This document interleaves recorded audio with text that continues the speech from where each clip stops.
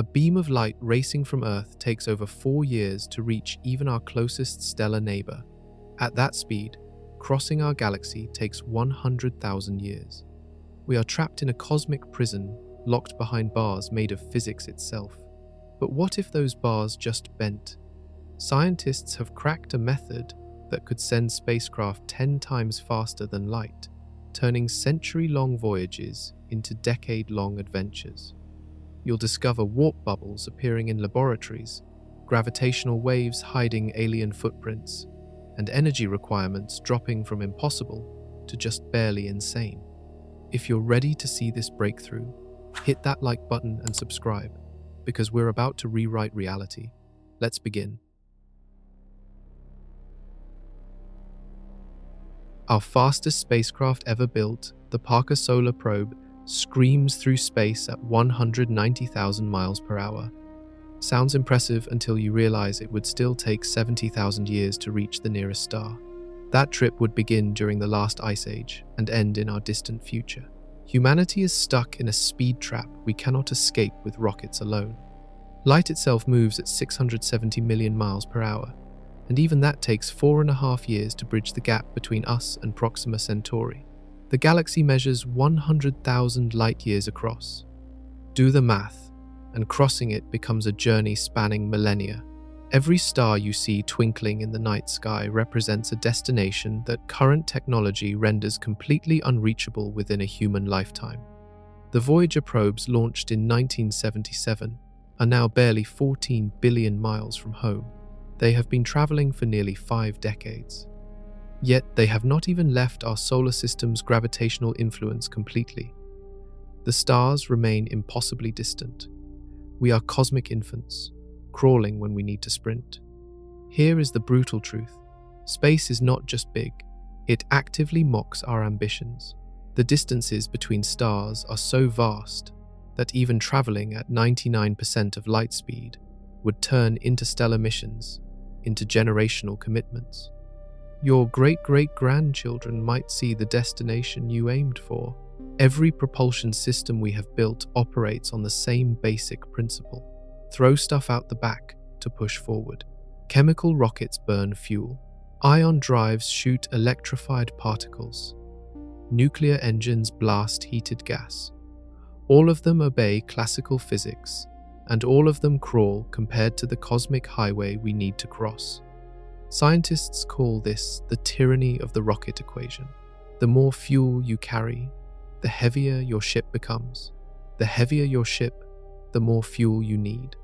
It becomes a nightmare spiral where your fuel tanks end up larger than entire cities just to reach a fraction of light speed. Adding more thrust only adds more weight. We have sent robots to Mars, landed rovers on distant moons, and photographed the edge of our observable universe. Yet we remain trapped in our own backyard, staring at fences we cannot climb. The nearest potentially habitable planet sits 4 light-years away. With current technology, getting there would require 25,000 years of continuous flight. Something has to change. The cosmos is filled with billions of potentially habitable worlds, yet we can barely reach the closest rock in our own neighborhood. But what keeps us chained to this painfully slow reality? The answer lies in one man's equations, written over a century ago. Albert Einstein published his theory of special relativity in 1905, and with it, he built an invisible prison around humanity. His equations revealed something shocking. Nothing with mass can reach or exceed the speed of light, ever. The universe itself enforces this rule through the fabric of space and time. The reason sounds deceptively simple. As objects accelerate closer to light speed, they gain mass. Not just a little bit. The faster you go, the heavier you become, exponentially. A spacecraft approaching light speed would weigh more than entire galaxies. Moving it even 1 mile per hour faster would require astronomical energy increases. This creates a cosmic catch-22. You need energy to accelerate mass, but accelerating makes that mass increase, which requires more energy, which increases mass further. The cycle spirals into infinity right at the moment you would cross the light speed threshold. The universe essentially says, you can get close, but you can never touch this limit. Einstein called it a universal speed limit, and for over 100 years, his math has held firm against every challenge. Particle accelerators smash atoms together at 99.99% of light speed, and they confirm his predictions with terrifying accuracy. Objects really do get heavier. Time really does slow down. The rules are absolute. Scientists have tried everything to find loopholes. They experimented with exotic propulsion methods. They calculated trajectories using gravitational assists. They proposed generation ships, where entire civilizations would be born, live, and die during the journey. None of it changes the fundamental problem. Einstein's equations lock the door, and conventional physics cannot find the key. Physicists call these laws inviolable. Break them, and you break causality itself. You create paradoxes where effects happen before causes. You tear apart the logical structure that holds reality together. The universe would rather collapse than let something with mass go faster than light. Time dilation makes things worse. Even if you somehow reached 99% of light speed, time would flow differently for you than for everyone back home. A journey that feels like 10 years to you might span decades or centuries on Earth. You would return to find everyone you knew long dead, their great-grandchildren now elderly. The isolation is complete. Length contraction adds another twisted layer. At extreme speeds, space itself appears to compress in front of you. Distances shrink. A trip that should take years might feel like months to you while decades pass outside. The universe warps around fast-moving objects in ways that defy common sense. For generations, physicists accepted this as the final word. Light speed is the speed limit. Nothing escapes it. Teaching this became fundamental to every physics curriculum on Earth. Breaking it seemed as impossible as creating a square circle or making 2 + 2 = 5. But some scientists refused to accept permanent defeat. They started asking a different question. What if we are thinking about movement all wrong? Accelerating even a small spacecraft to light speed requires more energy than currently exists in every fuel tank, battery, and power plant on Earth combined. Then multiply that by 1 billion. You still fall short. The mathematics behind this nightmare are confirmed and ironclad. As velocity increases, so does kinetic energy. Near light speed, energy requirements do not just grow, they explode. A spacecraft weighing just 1 ton would need approximately 9 × 10⁻16 joules to reach light speed.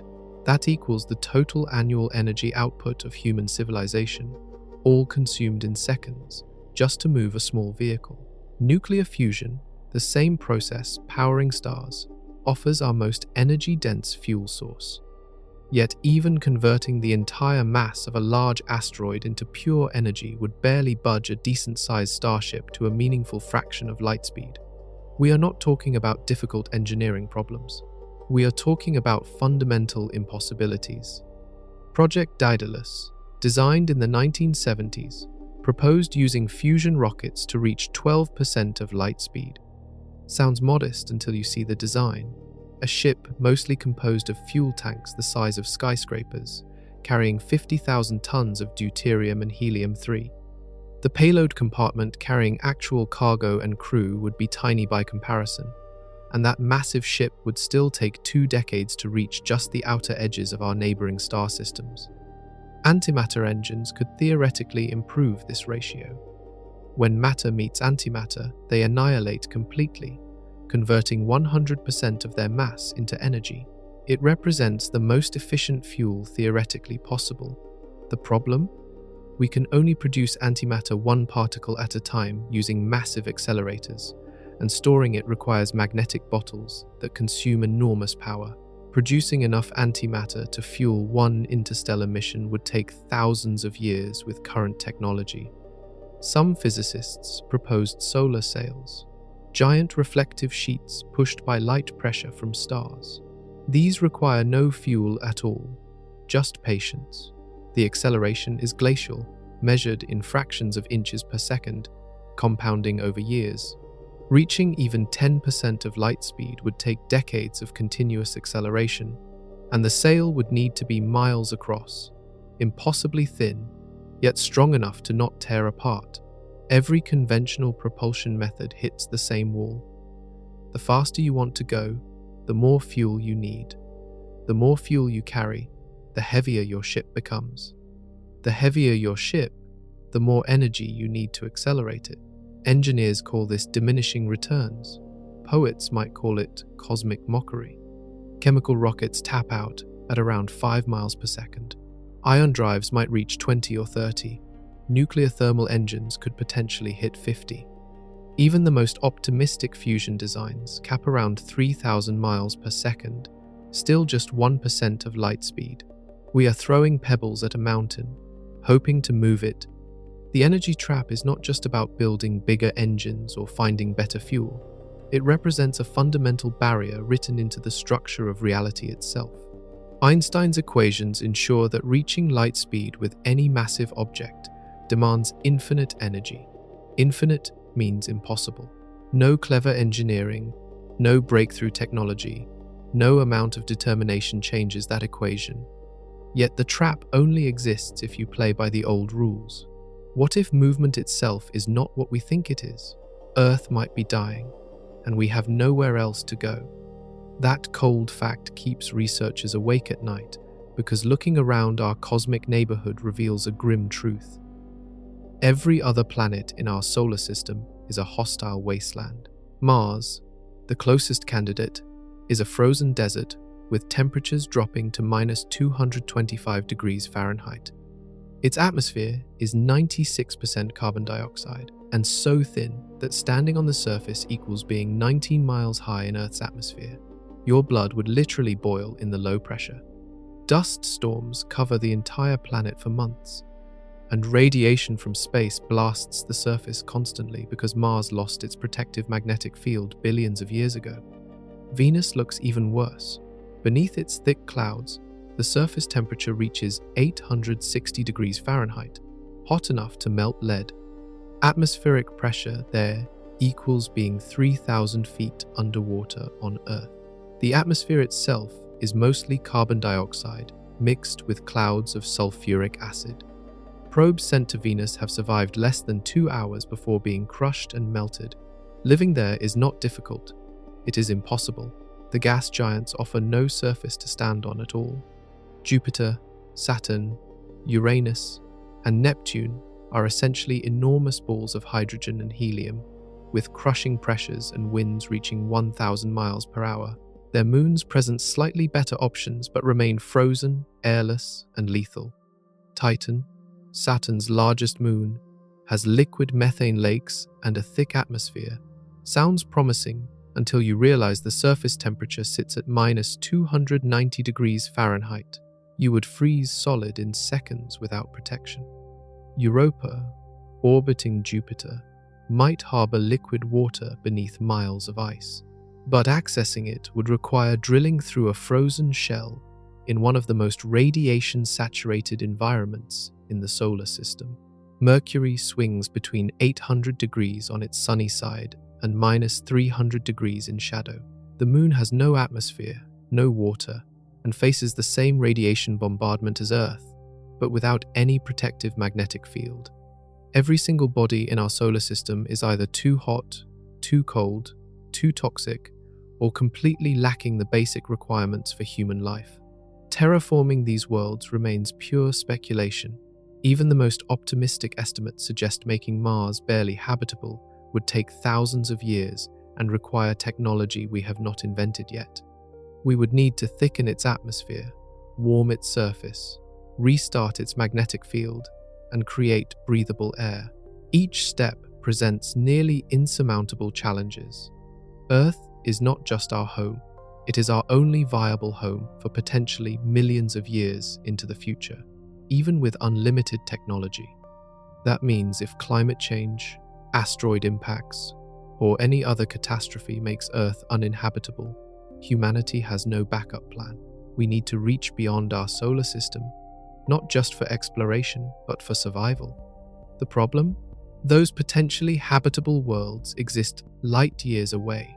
Proxima Centauri b orbits in its star's habitable zone just 4 light-years distant. The TRAPPIST-1 system contains 7 Earth-sized planets, 3 potentially habitable, 39 light-years away. Kepler 452b closely resembles Earth and sits 1,400 light-years distant. These worlds represent our future homes, but they might as well exist in another dimension with current technology. This is why faster-than-light travel is not a luxury. It is an evolutionary necessity. We need new worlds, and reaching them demands breaking the most fundamental speed limit in physics. Telescopes have identified over 5,000 confirmed planets orbiting distant stars, and dozens sit in the habitable zone where liquid water could exist. We can see them. We can measure their size, composition, and orbital distance. We can calculate their surface temperatures and atmospheric makeup. We just cannot reach them. Proxima Centauri b haunts astronomers because it represents everything we want and cannot have. Just 4.2 light-years away, this planet orbits a red dwarf star in the habitable zone. It might have oceans. It could harbor life. Early data suggests it might even have a magnetic field protecting it from radiation. Scientists estimate it receives similar energy levels as Earth does from our star. The TRAPPIST-1 system, discovered in 2017, sparked even more excitement. 7 Earth-sized planets orbit a small, cool star just 39 light-years away. 3 of those planets sit squarely in the habitable zone. Computer models suggest they could have atmospheres, weather systems, and stable climates. Liquid water is not just possible but likely. Kepler 452b, nicknamed Earth's cousin, orbits a star remarkably similar to our own. It receives only 10% more energy than Earth gets, suggesting surface temperatures in the right range for life. It sits 1,400 light-years distant, and discovering it felt like finding a twin sibling across an uncrossable ocean. These discoveries keep multiplying. Every year brings dozens of new candidates. Planets with thick atmospheres, worlds with day-night cycles similar to Earth, rocky planets with just the right mass to hold onto their air without crushing anything on the surface. We have found frozen worlds, lava worlds, ocean worlds, and desert worlds. The galaxy teems with possibilities. Yet every single one remains completely unreachable. Even Proxima Centauri b, our closest candidate, requires 40,000 years to reach with current spacecraft speeds. TRAPPIST-1 would take 600,000 years. Kepler 452b demands 25 million years of continuous flight. These numbers stop being travel times and start becoming geological epochs. We are trapped behind a window, watching paradise we cannot enter. Astronomers can tell you the atmospheric composition of planets dozens of light-years away, but we cannot send even a small probe to investigate them in anything resembling a reasonable time frame. The James Webb Space Telescope can photograph the chemical signatures of water vapor and oxygen in alien atmospheres. Yet physically visiting those worlds remains pure fantasy. The frustration goes beyond scientific curiosity. These planets represent potential homes for future generations. They could be refuges if Earth becomes uninhabitable. They might harbor ecosystems we could study, resources we could use, or even intelligent civilizations we could contact. Everything we want to know, everything we need to reach, sits just beyond our grasp, behind an insurmountable wall of distance and physics. Radio signals traveling at light speed would take years to reach these worlds. Even if we detected intelligent life today and sent a message, their reply would not arrive until decades later. A conversation would span generations. Physical travel seems impossible without a complete reimagining of how movement works. Unless we stop trying to move through space and start moving space itself. Miguel Alcubierre was a graduate student obsessed with Star Trek when he decided to actually calculate whether warp drive could work in real physics. In 1994, he published a paper that made professional physicists do double takes because his math was not just creative, it was technically correct. The Alcubierre drive concept does not accelerate a spacecraft through space at all. Instead, it creates a bubble around the ship that warps space itself. Space contracts in front of the vessel and expands behind it, creating a wave that carries the bubble forward. The ship inside remains stationary relative to the space immediately around it, experiencing no acceleration forces whatsoever. Think of it like a surfer riding a wave. The surfer is not swimming through the water or creating their own speed. They are being carried by the wave itself, standing still on their board while the ocean does all the work. Alcubierre's equations described a spacecraft riding a wave through space-time in exactly the same way. The brilliance comes from exploiting a loophole in Einstein's equations. Relativity says nothing with mass can move through space faster than light. Fine. But Einstein never said space itself cannot move faster than light. In fact, cosmologists know space expands faster than light at the edges of the observable universe. That expansion is how the universe grew from a tiny point to its current size in just under 14 billion years. If space can already break the speed limit, why not harness that property? Alcubierre's equations showed you could theoretically create negative energy density in front of a ship, causing space to contract there, while positive energy behind causes expansion. The bubble containing the ship gets propelled forward by this asymmetric space-time distortion. No thrust needed, no acceleration felt. The ship simply rides the wave. His paper sent shockwaves through theoretical physics. For the first time, someone had described a faster-than-light travel mechanism using accepted general relativity equations. It was not speculative science fiction. It was peer-reviewed mathematics, published in a legitimate physics journal. The method appeared technically legal, according to the known laws of physics. Other scientists rushed to verify his calculations. They found the math held up. Space-time could theoretically be warped in this way without violating causality or breaking relativity. The energy requirements? Absolutely astronomical, but technically finite. That represented a massive improvement over conventional propulsion, which requires literally infinite energy to reach light speed. The Alcubierre drive could theoretically reach any speed, 10 times light speed, 100 times, 1,000 times. The bubble is not moving through space, so relativistic effects like time dilation and length contraction do not apply. Crew members inside would experience normal time flow. They would not age slower than people back home. They would not see distances compress. Physics inside the bubble remains completely normal. Alcubierre himself admitted he never expected the concept to work mathematically. He was just a physics student, playing with equations inspired by his favorite television show. Yet his recreational calculation accidentally revealed a genuine possibility hidden in the structure of space-time itself. Reality appeared to have a cheat code embedded in its operating system. Of course, actually building one presented complications that made the theory look almost easy by comparison. But the door was open. The impossible suddenly looked merely extremely difficult. Space-time is not empty nothingness. It is an actual thing, a fabric that can bend, stretch, twist, and ripple. Every massive object creates a dent in this fabric, like bowling balls sitting on a stretched sheet. That dent is what we experience as gravity. Einstein described this over a century ago, and we have confirmed it countless times. GPS satellites must account for time flowing slightly faster in orbit than on Earth's surface because they sit higher in the gravitational well. Experiments with atomic clocks on airplanes show the same effect. Black holes warp spacetime so severely that nothing can escape once you cross the event horizon.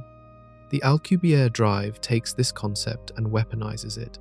Instead of letting gravity naturally warp space, you artificially create a bubble of warped space around your spacecraft. The warp contracts space in front of you and expands it behind you, generating a wave that pushes the bubble forward. Your ship never moves through space. Space moves around the ship. It sounds like semantics, until you realize this sidesteps Einstein's speed limit completely. Relativity restricts movement through space, but places no limits on how fast space itself can move. The distinction matters because all those nightmare side effects of near light speed travel, time dilation, length contraction, infinite energy requirements, all disappear when you are not actually moving. Inside the warp bubble, physics operates normally. You can walk around the ship, drink coffee, play cards, and experience time flowing at exactly the same rate as people back on Earth. No twin paradox where you return younger than your siblings. No relativistic effects smearing your vision. The bubble isolates you from the extreme space-time distortions happening at its edges. The wave itself could move at any speed. Alcubierre's original calculations suggested 10 times the speed of light would be relatively easy. More recent variations have proposed speeds reaching 100 or even 1,000 times faster. At those velocities, Proxima Centauri becomes a 2-week trip. The entire Milky Way galaxy becomes crossable in a human lifetime. The warp bubble would appear strange to outside observers. Light cannot normally escape from the region of highly compressed space in front of the ship, making it partially invisible. The expanding space behind would redshift light to radio wavelengths. The bubble might emit exotic radiation as it moved, creating a visible wake through space-time itself. From inside, you would see space compressed ahead of you, making distant destinations appear closer than they actually are. Stars would shift color as their light gets distorted by the warp field. Looking backward, space would appear to stretch away into infinity, though you would still see your starting point just at shifted wavelengths. The mathematics describing this get complex quickly, involving tensor equations and differential geometry, but the core concept remains beautifully simple. Surf space-time like an ocean wave, letting the universe do the work while you sit comfortably inside a bubble of normal reality. The key lies in creating asymmetric space-time curvature. That requires manipulating the energy density of space itself in ways that seem almost magical, which brings us to the biggest problem with the entire concept. Alcubierre's warp drive requires something that probably does not exist: exotic matter with negative mass and negative energy density. This is not antimatter, which annihilates regular matter in bursts of energy. This is something far stranger that repels instead of attracts, pushes instead of pulls, and makes gravity work backward. Normal matter curves space-time inward, creating the gravitational wells that hold planets in orbit and make apples fall from trees. Exotic matter would curve space-time outward, creating a gravitational hill that pushes things away. It represents the opposite of everything we know about how mass and energy behave in our universe. Does negative mass exist? We have never observed it directly. No one has ever measured it, created it, or found evidence of it occurring naturally anywhere in the cosmos. It remains entirely theoretical, a mathematical possibility that the equations of general relativity permit, but nature has apparently never bothered to manifest. The amount needed for a warp drive makes things worse. Alcubierre's original calculations suggested you would need negative mass equivalent to the total mass energy of Jupiter just to warp space around a small spacecraft. Jupiter weighs 300 times more than Earth.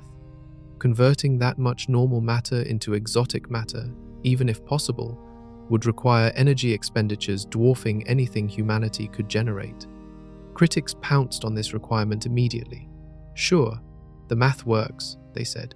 The equations are valid, but demanding materials that do not exist makes the whole concept useless.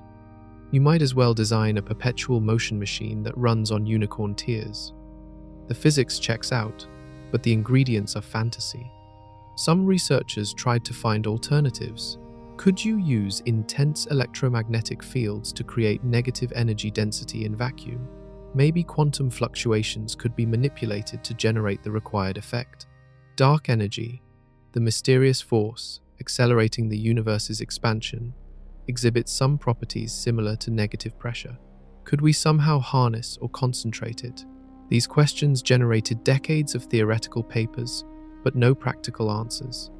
Creating sustained regions of negative energy density appeared to violate several fundamental principles, including quantum field theory's energy conditions. The universe seems to have built-in protections preventing large-scale negative energy concentrations, probably to avoid causality violations and other reality-breaking paradoxes.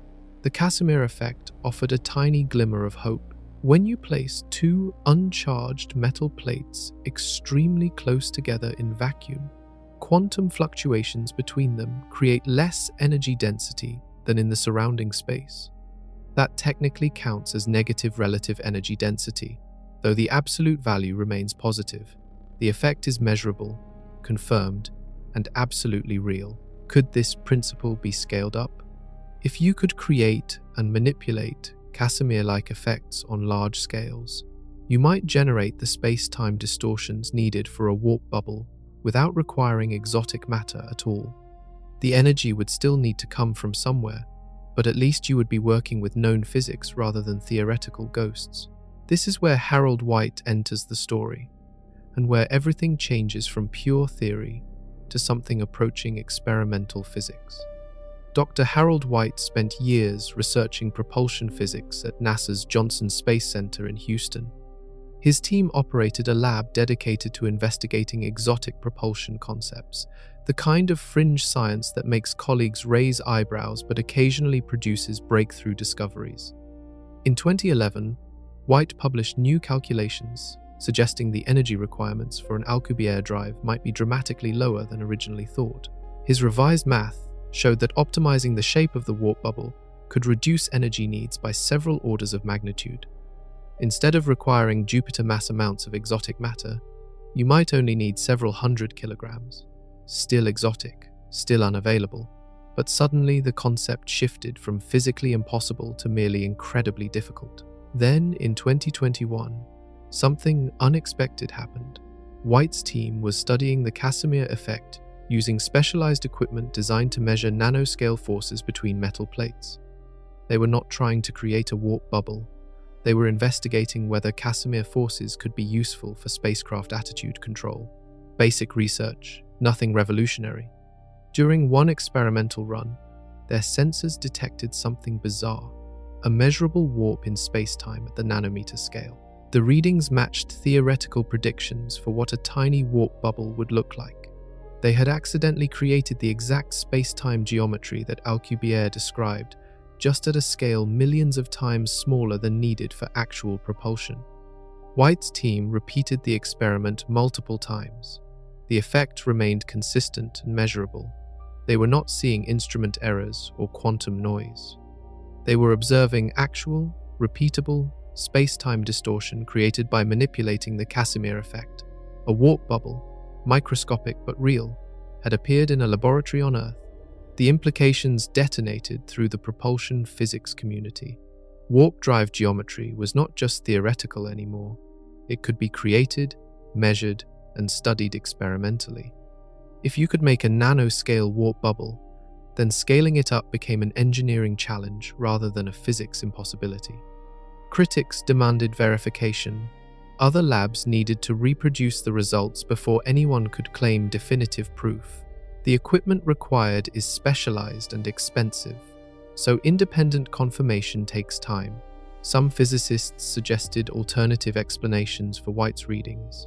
Maybe electromagnetic interference, maybe quantum effects being misinterpreted. Skepticism remains healthy in science. Yet White's team had calibrated their instruments carefully, accounted for known sources of error, and documented everything meticulously. The data looked solid.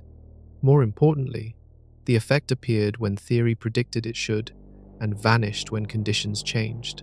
That kind of correlation suggests real phenomena rather than measurement artifacts. NASA quietly increased funding for White's lab. Other government agencies took notice. Private aerospace companies started hiring propulsion physicists to investigate warp field generation. The race was on, not to build a warp drive immediately, but to understand whether scaling up from nano to macro was achievable. The exotic matter problem still loomed large. Even at reduced energy requirements, you still needed negative energy density to create asymmetric space-time curvature. White's experiments showed Casimir effects could produce warp-like geometry, but only at tiny scales with tiny amounts of energy manipulation. Going from nanometers to meters represented a billion-fold increase in scale. Still, the psychological barrier had shattered. Warp bubbles existed in reality, not just on paper. That changed everything. Suddenly, other research teams started dusting off old warp drive papers and looking for overlooked details. Maybe the answer was hiding in plain sight all along. The Casimir effect sounds like magic, but emerges from one of the weirdest confirmed facts about reality. Empty space is not empty. Quantum field theory says vacuum constantly churns with virtual particles popping into and out of existence. These particles exist for infinitesimally brief moments, borrowing energy from quantum uncertainty, then disappearing before the universe notices the debt. You cannot see these virtual particles directly, but you can detect their effects. They create a faint background energy that permeates all of space. Normally, this quantum vacuum energy is uniform, pushing equally in all directions, so you never notice it. But in 1948, Dutch physicist Hendrik Casimir predicted something strange would happen if you placed two uncharged metal plates very close together. The metal plates would restrict which virtual particles could exist in the gap between them. Only particles with wavelengths smaller than the gap could appear there. Outside the plates, all wavelengths of virtual particles could exist freely. This creates an imbalance, more quantum pressure pushing the plates together from outside than pushing them apart from inside. The result?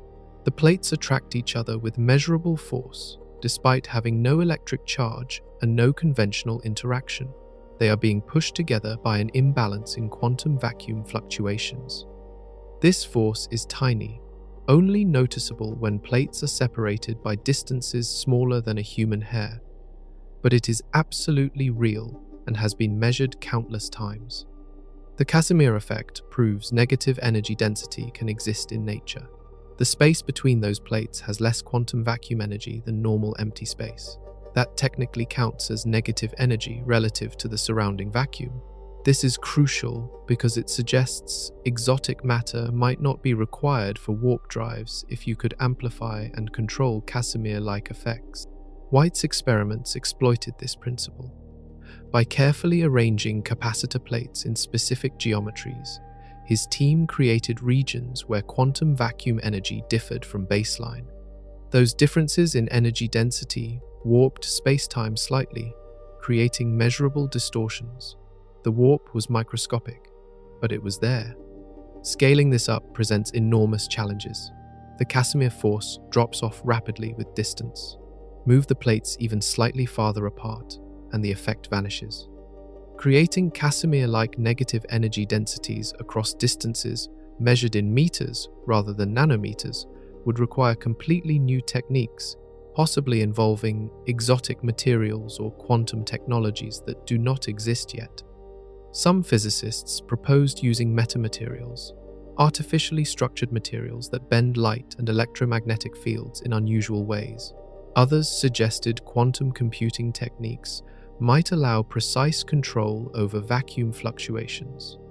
A few radical thinkers wondered if dark energy, the mysterious force accelerating the universe's expansion, could be related to manipulable vacuum energy states. The energy requirements remained staggering, even with Casimir effects reducing them. You still need to create and maintain sharp energy gradients across the warp bubble boundary. That demands power sources far beyond anything currently available. Nuclear fusion might provide enough concentrated energy, but controlling it precisely enough to shape space-time represents an entirely different challenge. Yet, the door was open. Exotic matter might not be necessary after all. Real, measurable physics could potentially create warp-like space-time distortions. The path from nanoscale demonstration to spacecraft-scale application looked long and uncertain, but it existed. That represented genuine progress, not just theoretical speculation. The next breakthrough would come from an unexpected direction, listening to the universe itself for signs that someone else might have already solved the problem.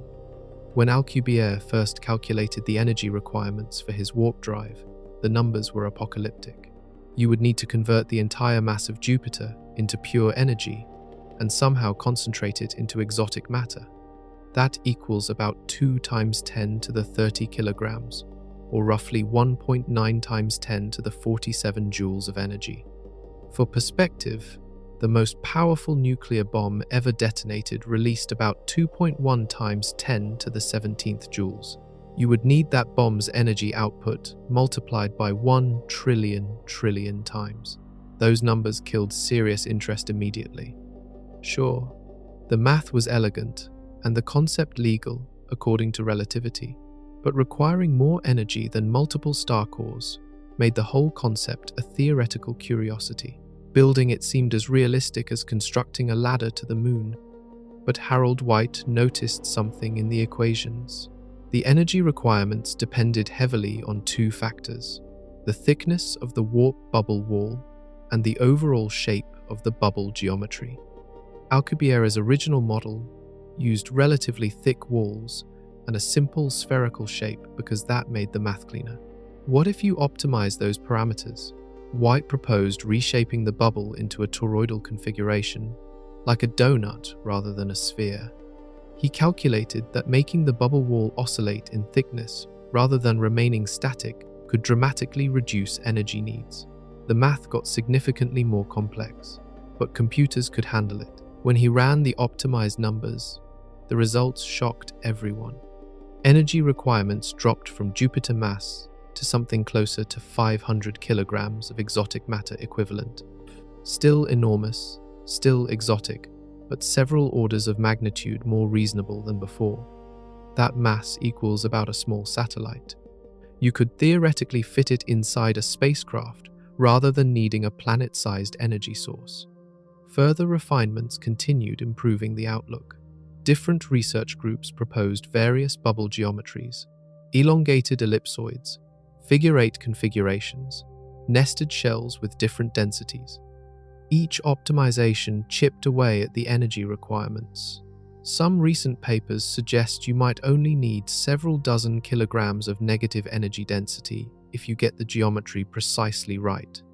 These improvements happened purely through mathematical optimization, finding more efficient ways to warp spacetime that achieve the same propulsive effect with less energy input. It mirrors how engineers improved rocket efficiency over decades by refining nozzle shapes, fuel mixture ratios, and combustion chamber designs. The fundamental physics remained the same, but clever optimization extracted better performance. The really exciting development came when researchers realized you might not need sustained exotic matter at all. Some models suggest you could use ordinary energy to create temporary regions of negative energy density through quantum effects, maintaining them just long enough to generate thrust, then letting them collapse and recreating them. Think of it like internal combustion engines that burn fuel in pulses rather than continuous combustion. This pulsed warp drive concept could theoretically run on advanced fusion reactors or antimatter annihilation without requiring exotic matter storage. You would need exotic effects, but only transiently and in controlled ways. That shifts the challenge from materials science to precision engineering. Could these optimization really work? The mathematics appears sound, confirmed by multiple independent physicists. But math only tells you what might be possible according to known laws. Whether reality cooperates with these theoretical models remains unproven until someone builds working hardware. Still, dropping energy requirements from Jupiter mass to satellite mass represents genuine progress. It moved warp drives from impossible to merely extraordinarily difficult. Sometimes that distinction makes all the difference. And other research teams were approaching the problem from an entirely different angle. Brazilian physicist José Natario looked at Alcubierre's equations and saw room for improvement. In 2002, he published an alternative warp drive model using different geometric tricks to achieve similar results. The Natario drive, as it became known, creates space-time distortions through a modified tensor field configuration that some physicists argue is more stable than Alcubierre's original design. The key difference lies in how the warp bubble interfaces with normal space-time. Alcubierre's model creates sharp discontinuities at the bubble boundary where space abruptly transitions from compressed to normal to expanded states. Those sharp boundaries require intense energy concentrations and might generate problematic radiation or gravitational effects. Notario smoothed out those transitions. His model distributes the space-time distortion more gradually across a larger volume, reducing the peak energy densities required at any single point.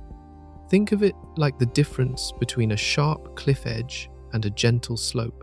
Both change elevation, but the slope is more stable and requires less dramatic engineering to traverse. This geometric revision carries important implications for theoretical stability. Sharp energy boundaries in Alcubierre's model might be prone to quantum instabilities or spontaneous decay.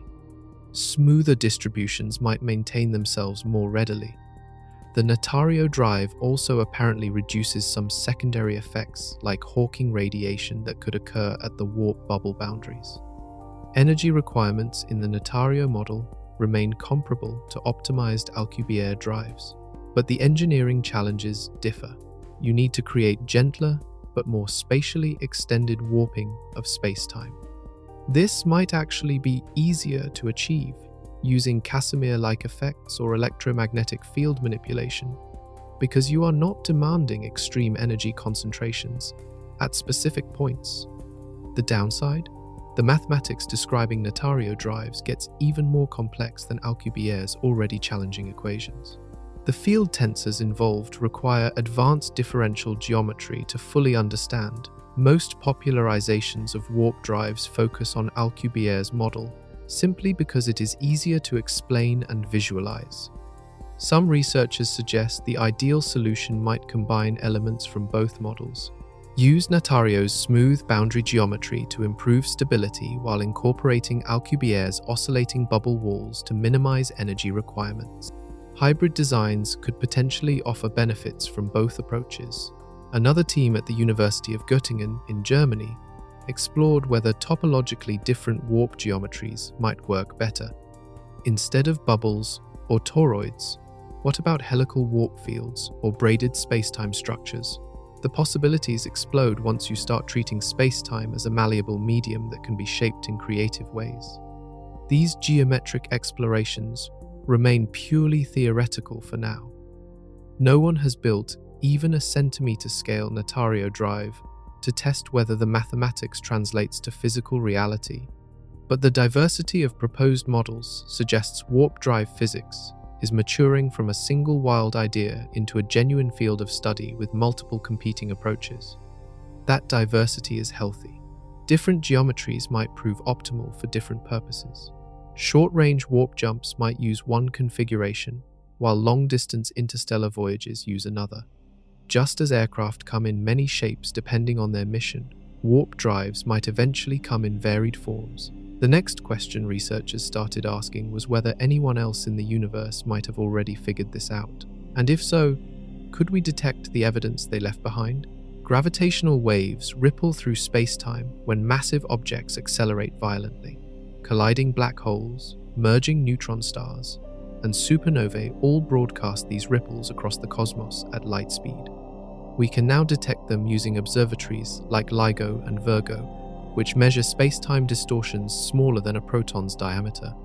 In 2024, a research team at Germany's University of Potsdam had a clever idea. If warp drives warp space-time, they should also generate gravitational waves.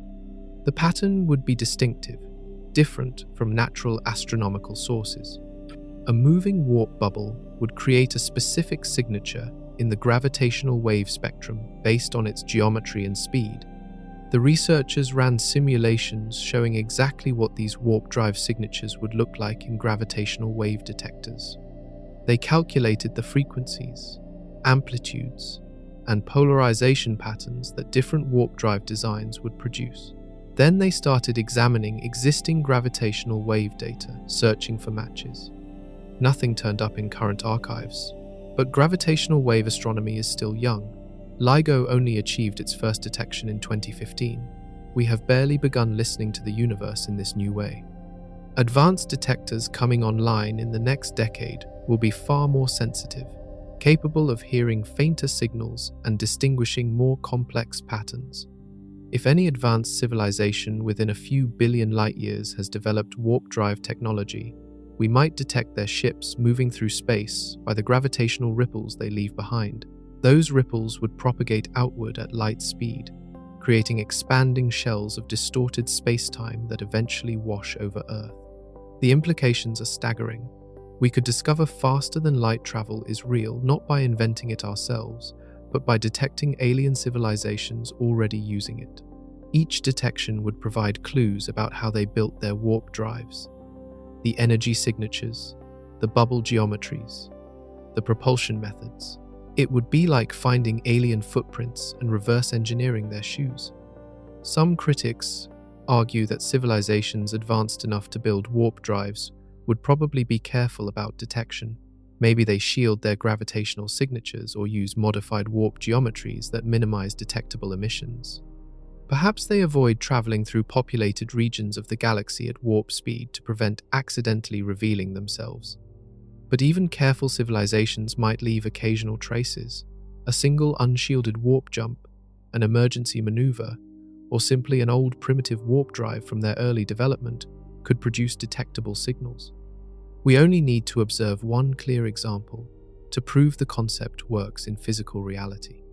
The search expands beyond just gravitational waves.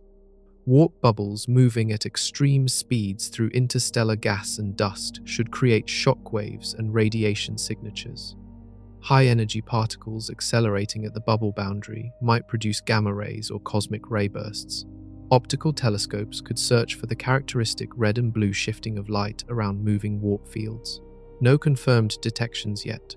The universe appears quiet on these frequencies, at least in the data we have examined so far. But absence of evidence is not evidence of absence, especially when we have only been listening seriously for a few years using limited sensitivity equipment.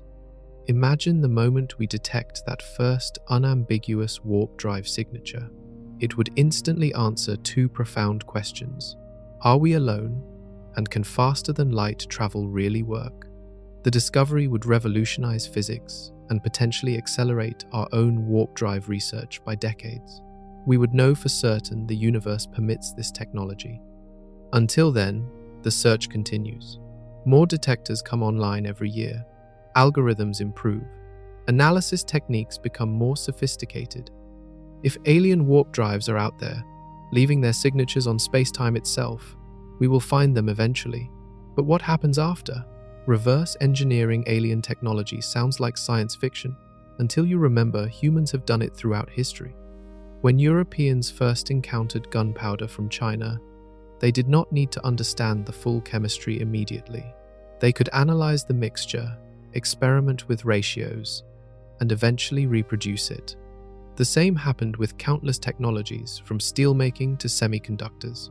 If we detect gravitational wave signatures from alien warp drives, we get an enormous advantage: direct observations of working models. The wave patterns would reveal bubble geometry, energy distributions, propulsion timing, and acceleration profiles. We could measure everything from the outside, even though we cannot see inside the technology itself. Advanced computer simulations could then model what configurations would produce those exact signatures. It becomes a massive inverse problem. Given the output, calculate the input. Engineers use this approach constantly to deduce internal structures from external measurements. Medical CT scans work the same way, reconstructing three-dimensional anatomy from two-dimensional X-ray projections. The German team's work laid groundwork for this approach. They created a library of simulated warp signatures, so when real detections occur, algorithms can rapidly match patterns to theoretical models. Think of it like facial recognition for warp drives. The system learns what different designs should look like, then identifies them in observational data.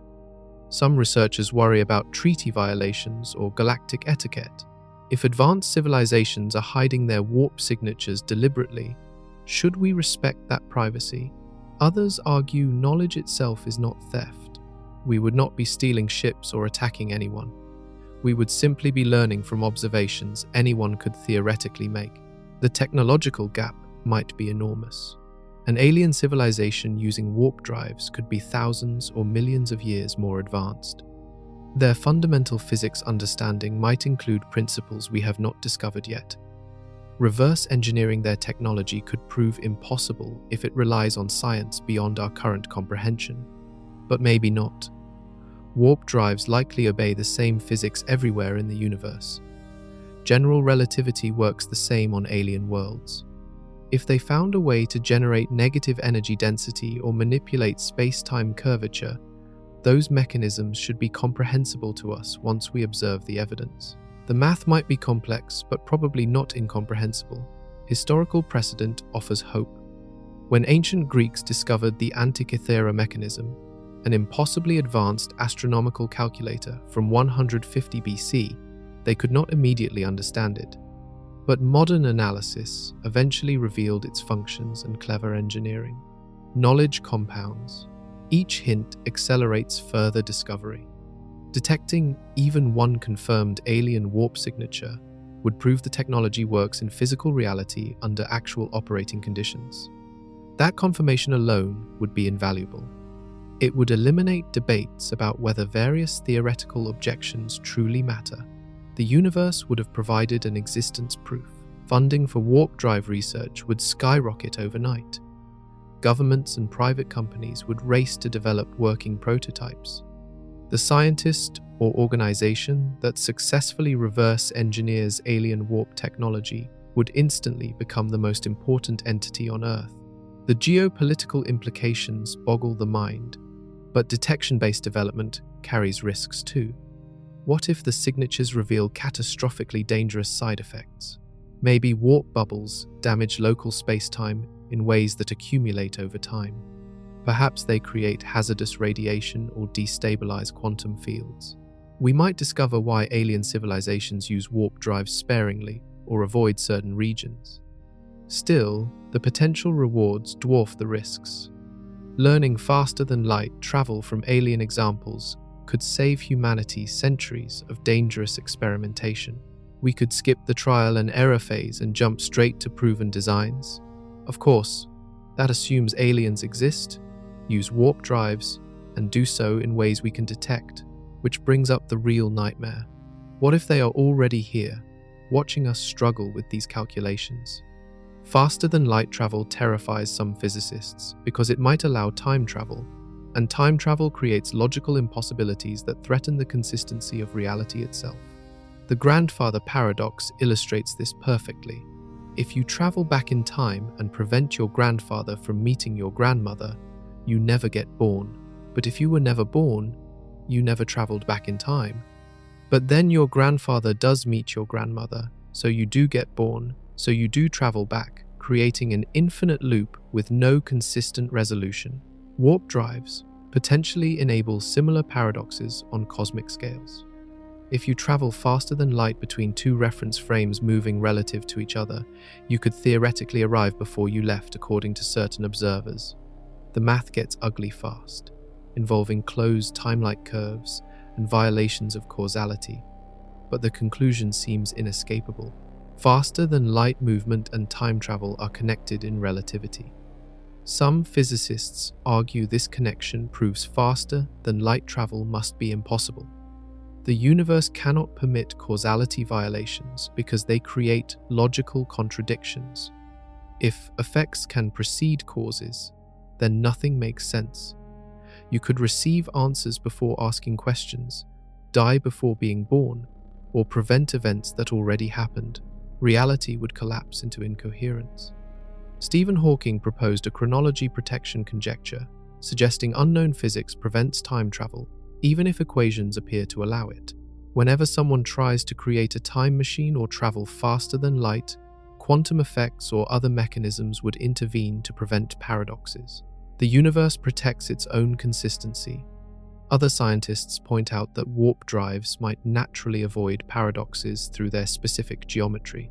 The space inside the bubble moves faster than light relative to outside space, but nothing crosses the light speed barrier locally. Information cannot propagate backward in time through the bubble because the bubble isolates its interior from external reference frames. Imagine sending a signal from inside a warp bubble to outside. The signal would need to cross the bubble boundary, which separates two drastically different space-time regions. That crossing might enforce causality by preventing any signal transmission that would create paradoxes. The bubble acts as an isolation barrier, preventing problematic information flow.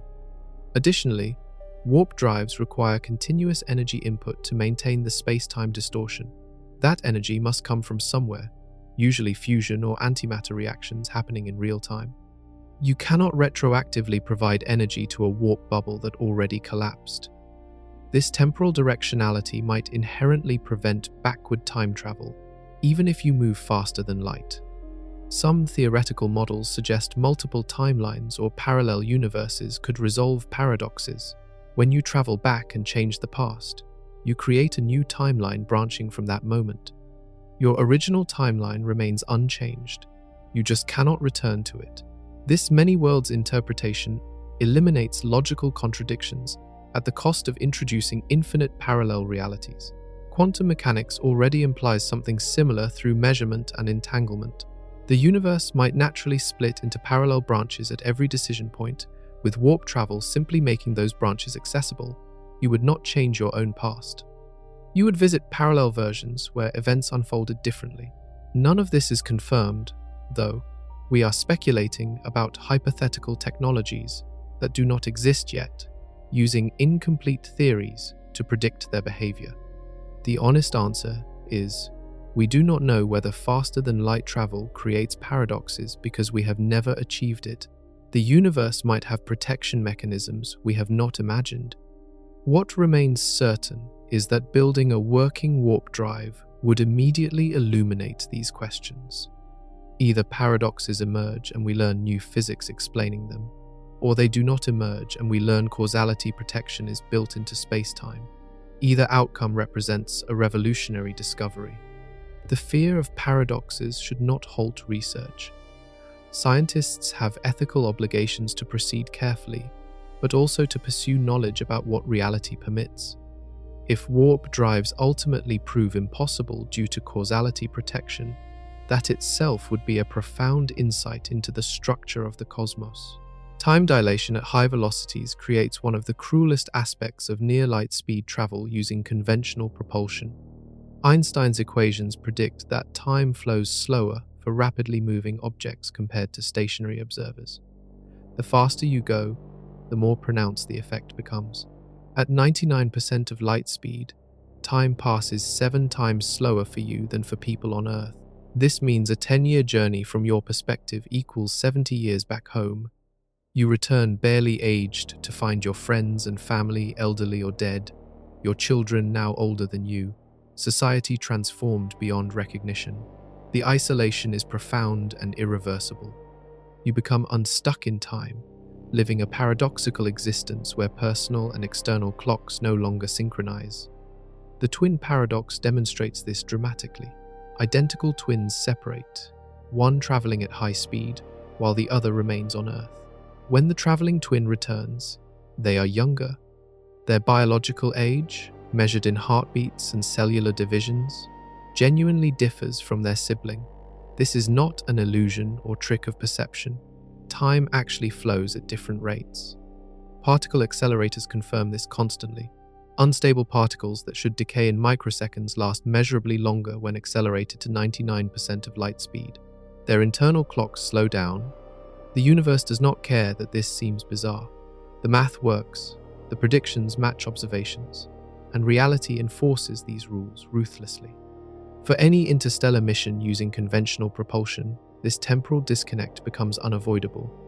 A journey to a star 50 light-years away might take 100 years by Earth clocks, even at very high speeds.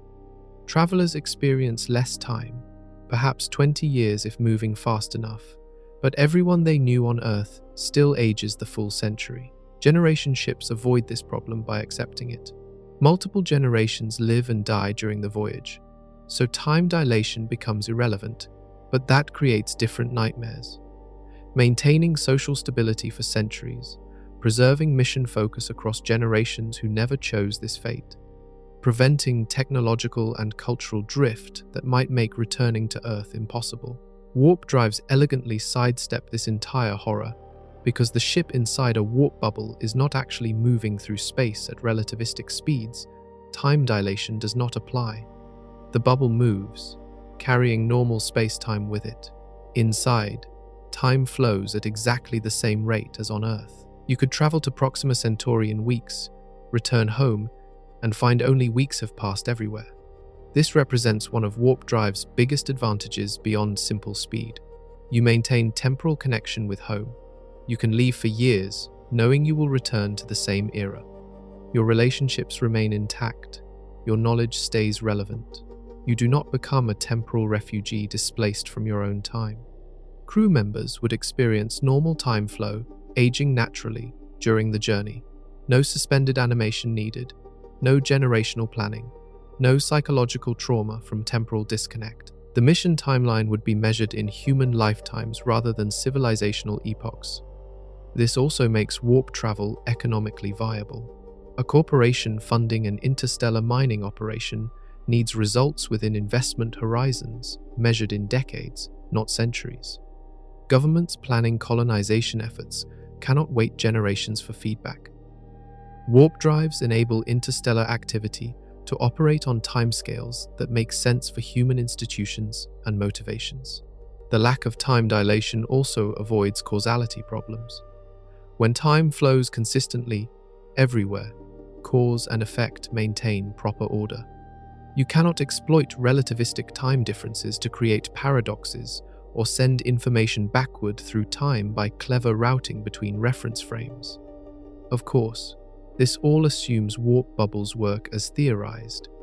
If they have unexpected side effects on temporal flow, all bets are off. But according to current models, warp travel appears to offer truly fast transportation without the temporal baggage that makes relativistic travel so psychologically and socially problematic. Escaping time dilation alone makes warp drives worth pursuing, even if speeds only matched conventional propulsion. But there is another nightmare that warp drives avoid, one even more immediately lethal. Accelerating a human body to extreme speeds using conventional propulsion would kill you long before reaching relativistic velocities. The forces involved are simply too intense for biological tissue to survive. Astronauts experience about 3 times Earth's gravity during rocket launches, pressed into their seats with triple their normal weight. Fighter pilots can briefly withstand up to 9 times Earth's gravity during extreme maneuvers before losing consciousness.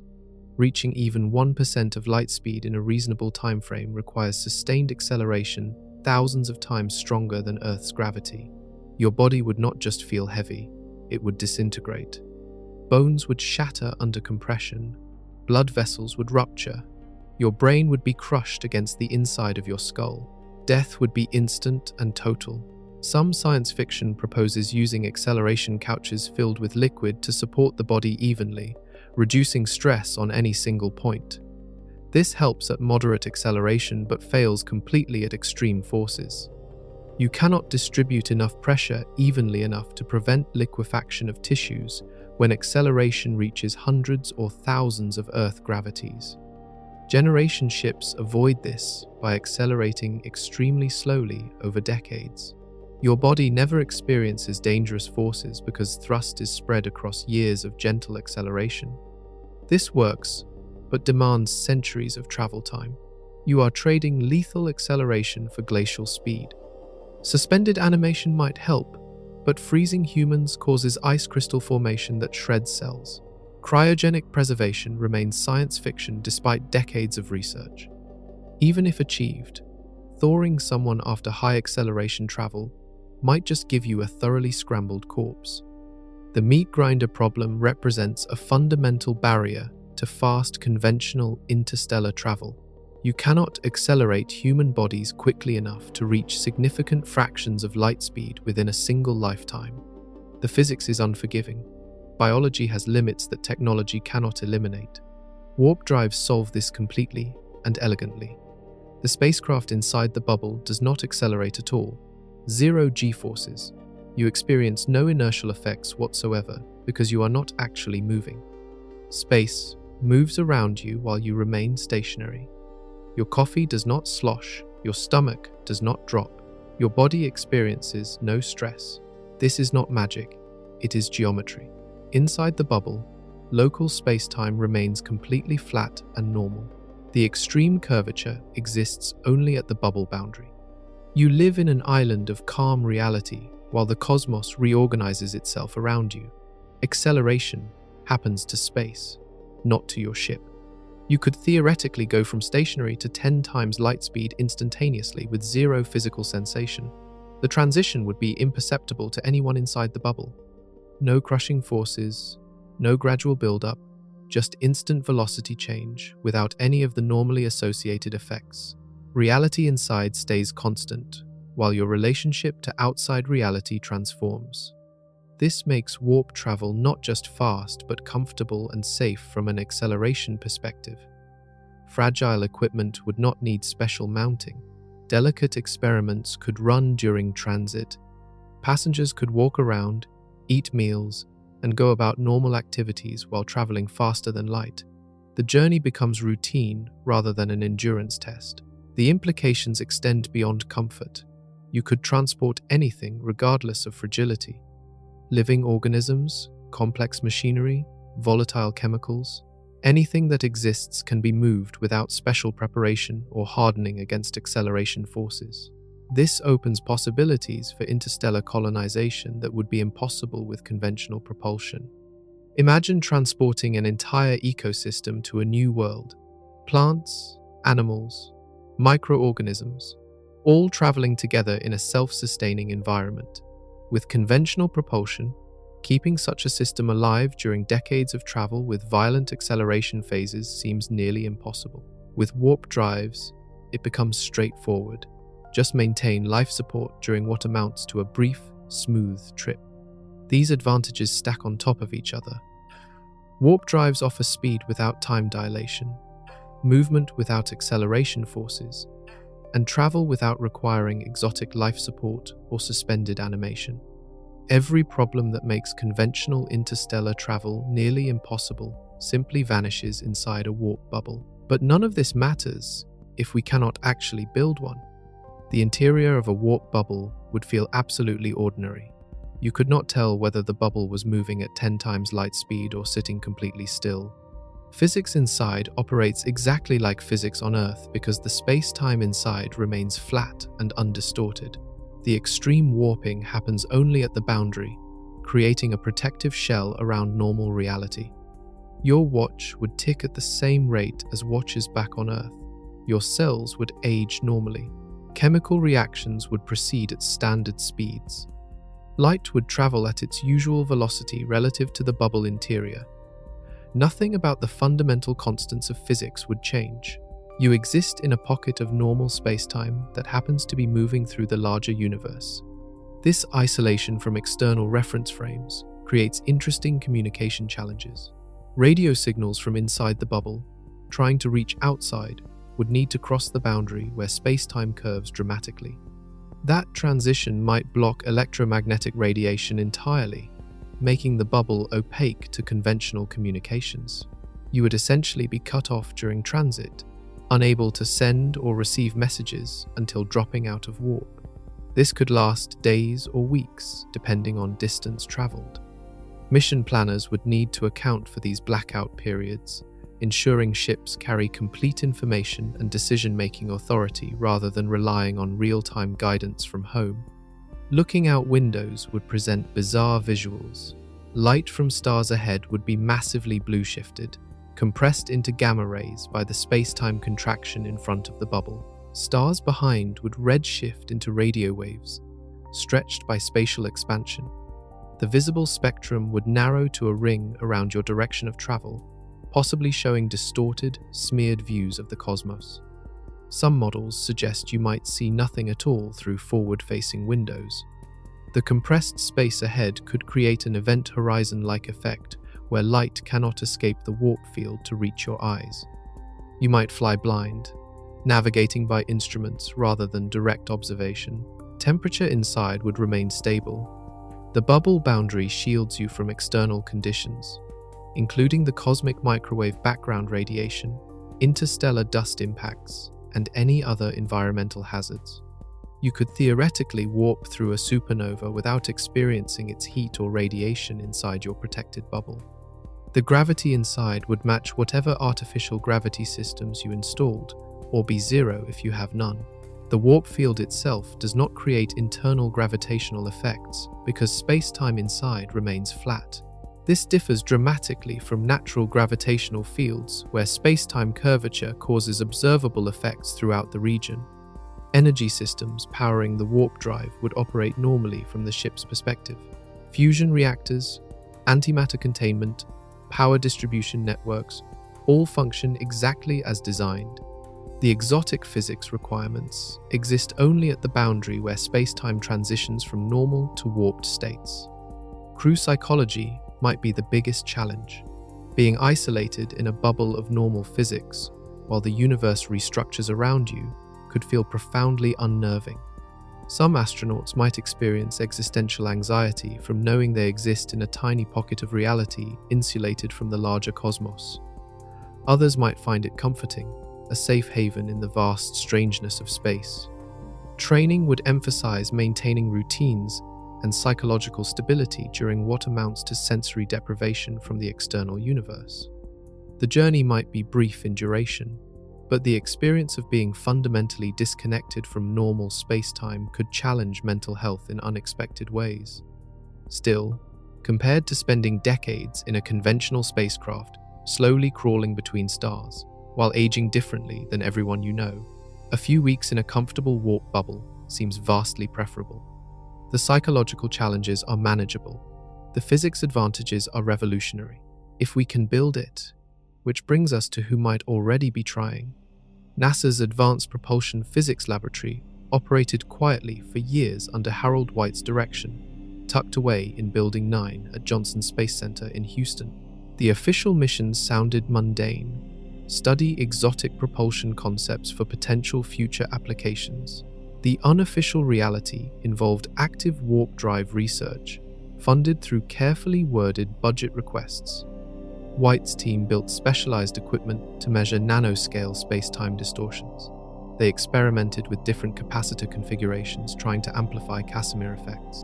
They ran simulations exploring optimal warp bubble geometries.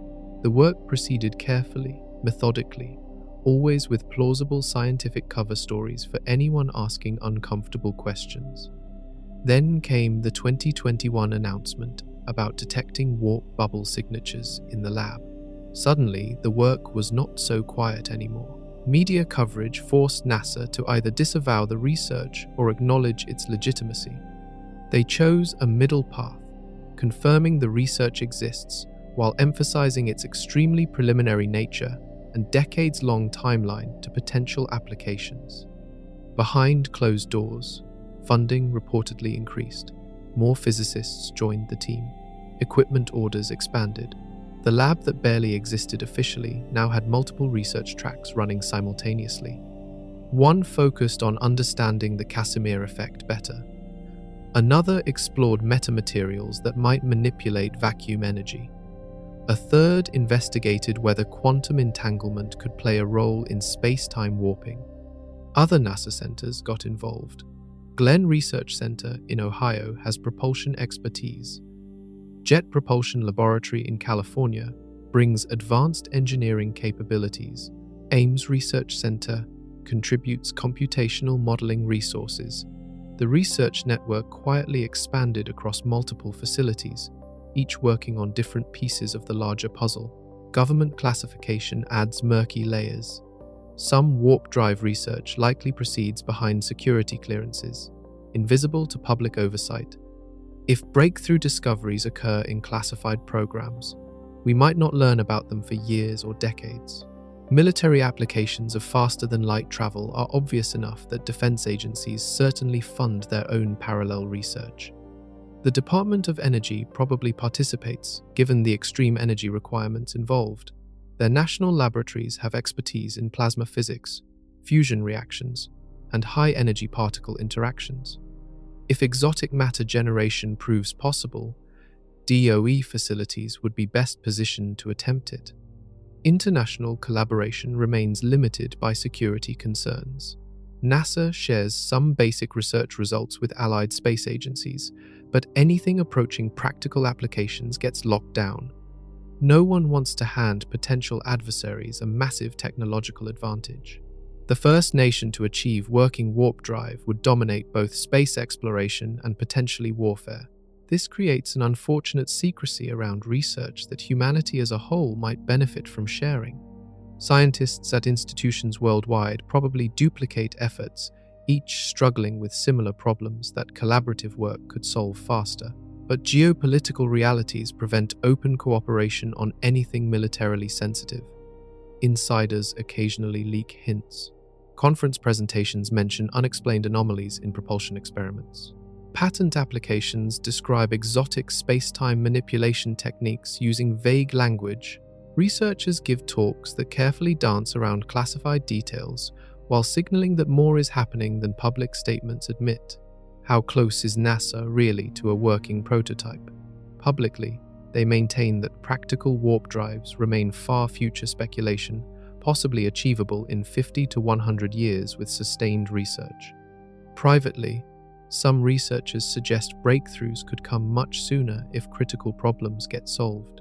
The gap between those timelines might hide classified progress, or simply reflect the difference between conservative official estimates and optimistic scientific hope.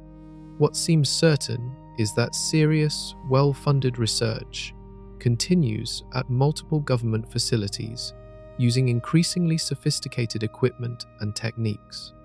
Warp drives transitioned from science fiction to legitimate government-funded physics research. That represents enormous progress regardless of how far from practical applications we currently stand.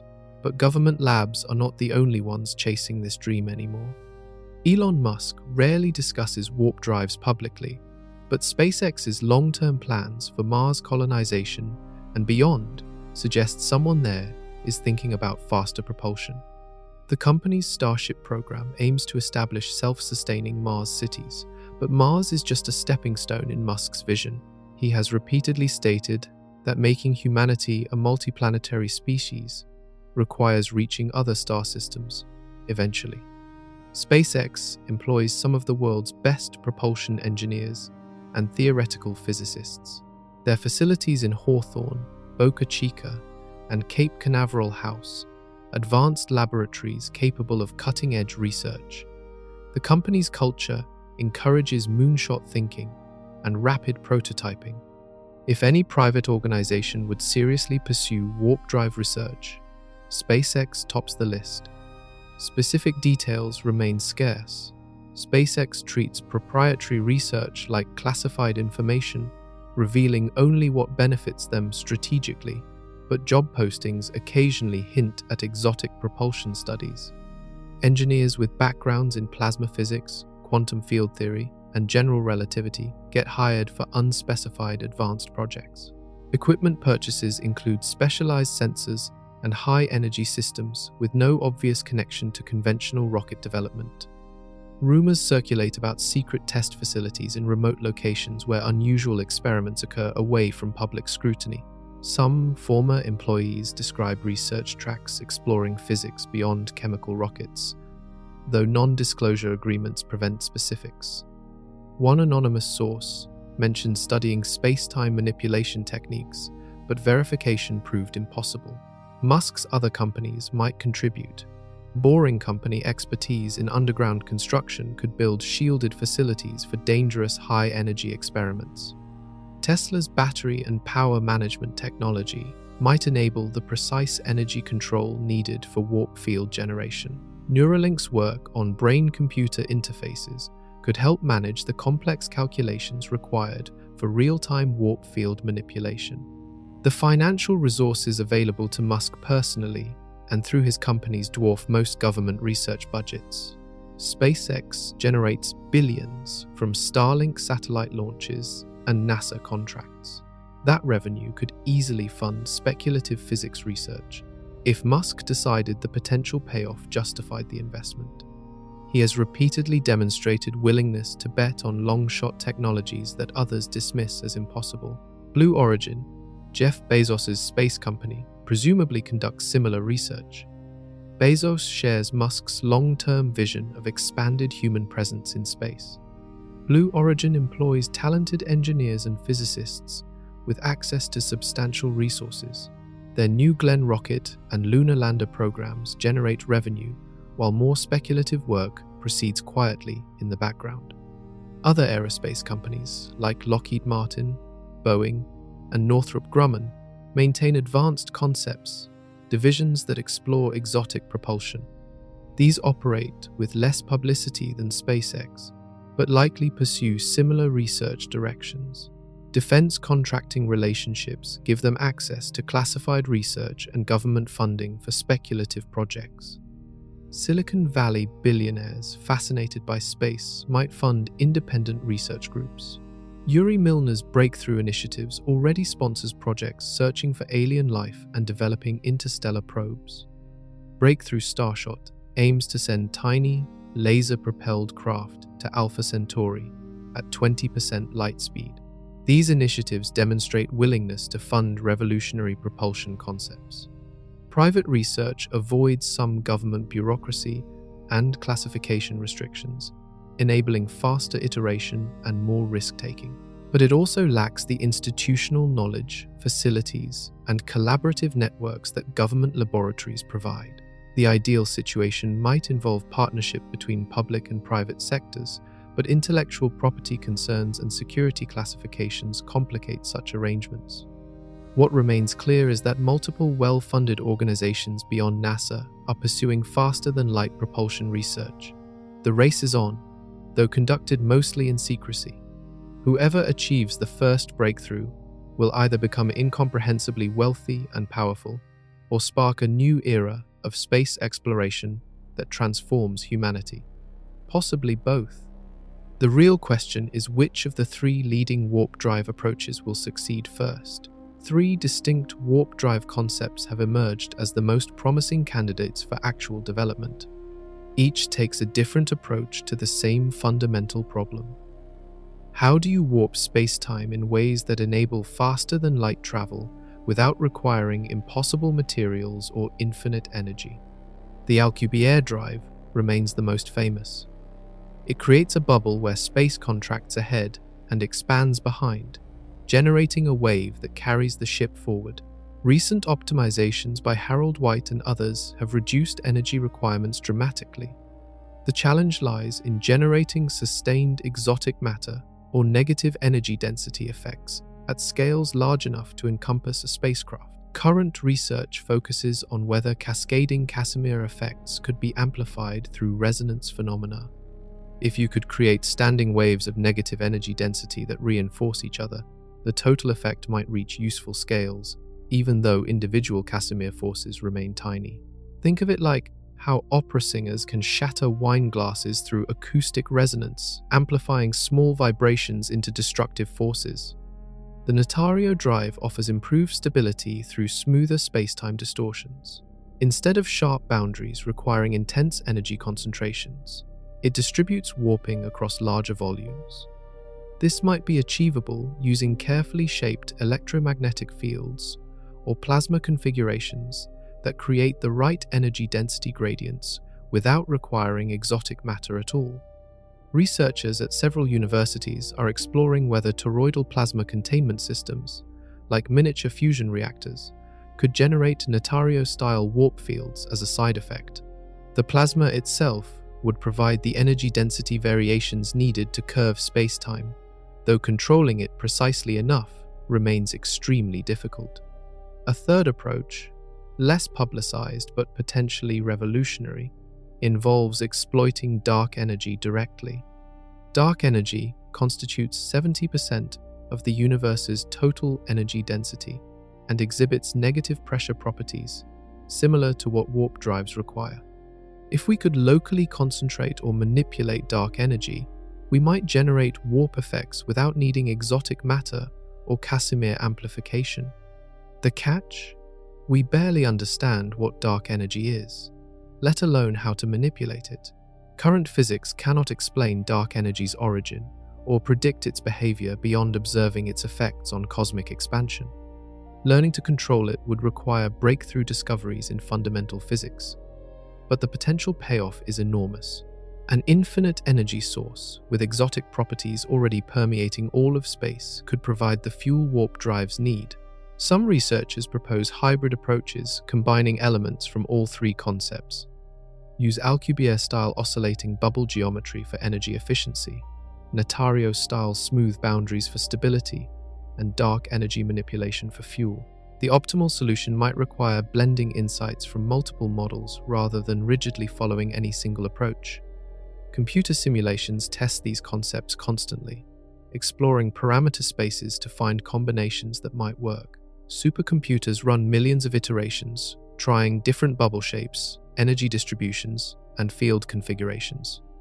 The search resembles drug discovery, where researchers test countless molecular variants hoping to find one that produces desired effects.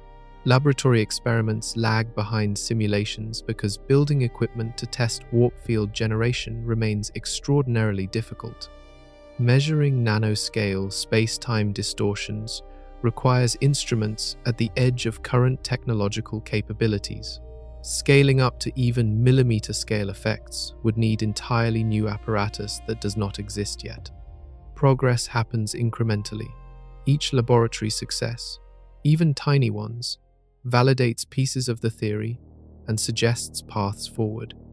Each simulation identifies parameter ranges worth exploring or dead ends to avoid. The field slowly advances from pure speculation toward engineering reality. No one knows which approach will succeed first, or whether some completely different concept will unexpectedly work better. The race between competing designs drives innovation as research groups pursue different strategies, hoping theirs proves optimal. This competitive diversity increases the chances that someone, somewhere, will find a configuration that actually functions. But all these approaches face the same underlying challenge. Manipulating the structure of space-time itself requires understanding physics at a deeper level than we currently possess. Classical physics described the universe as clockwork.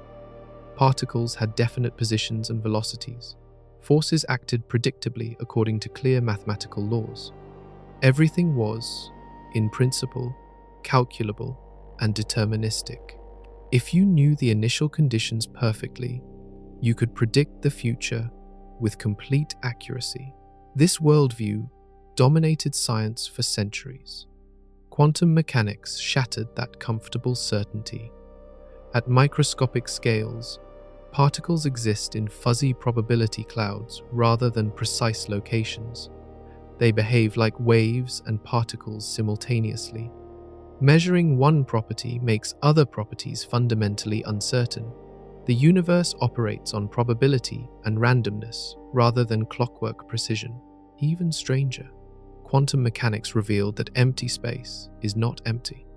Virtual particles constantly pop into and out of existence everywhere, borrowing energy from quantum uncertainty and paying it back before the universe notices. This churning quantum foam underlies all of reality, creating effects we can measure even though the particles themselves remain invisible. The Casimir effect proves this directly. Those metal plates attracting each other in apparent defiance of classical physics are being pushed together by imbalances in quantum vacuum fluctuations. The universe's microscopic reality does not follow the intuitive rules that govern our everyday experience. Weirdness is fundamental, not exceptional. Warp drives exploit this quantum weirdness. They rely on manipulating quantum vacuum energy to create regions of negative energy density. This requires understanding and controlling quantum phenomena at scales and intensities far beyond current capabilities. We need to make quantum effects macroscopic and sustained rather than microscopic and transient. Quantum field theory provides the mathematical framework, but applying it to practical engineering remains largely aspirational. The calculations become impossibly complex when dealing with curved spacetime and strong gravitational fields. Physicists can write the equations but cannot solve them for realistic scenarios. Supercomputers help but still fall short of modeling full warp drive dynamics quantum mechanically. This gap between theory and practice represents one of the biggest obstacles to warp drive development. We know quantum effects must be involved. We understand some relevant principles, but we lack the computational tools and physical intuition to design systems that actually work. It resembles trying to build computers in the 1800s. The basic physics is there, but the engineering knowledge remains centuries away. Recent developments in quantum computing might help. Quantum computers exploit the same weird properties that make quantum mechanics so counterintuitive. They could potentially simulate quantum vacuum effects and space-time curvature more efficiently than classical computers.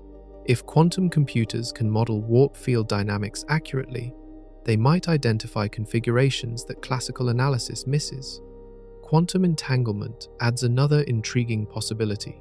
Entangled particles influence each other instantaneously across any distance, apparently violating the speed of light limit. Einstein called this spooky action at a distance and found it deeply troubling. Modern experiments confirm it happens, though careful analysis shows no information actually travels faster than light through entanglement. Could entanglement play a role in warp drives?